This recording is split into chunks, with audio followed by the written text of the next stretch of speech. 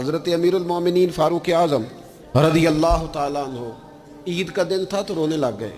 मैं बड़ा हैरान होता हूँ कभी कभी कि दुनिया में तो मशहूर ये है कि उमर जलाली बड़े, किताबों में तो ये लिखा है कि उनका जलाल था, ज़मीन पे दुर्रा मारते थे तो वो जलजला ख़त्म हो जाता था।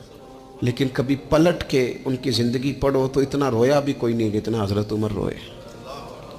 आशक दा कम भी ते रोना तोड़ा, ये बिनो रोयो नहीं मंजूरी। आशक सदा ही रोंदा रहिंदा है, भावें वसल होवे भावें दूरी।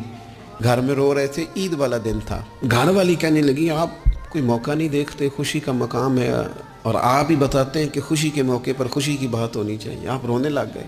फरमाने लगे भली मानस तो ठीक कहती है, आज ईद है, पर ईद तो उसकी है ना जिसके नमाज रोज़े मालिक ने कबूल कर लिए। इसको वो कह दे तेरी तरावियाँ कबूल हैं।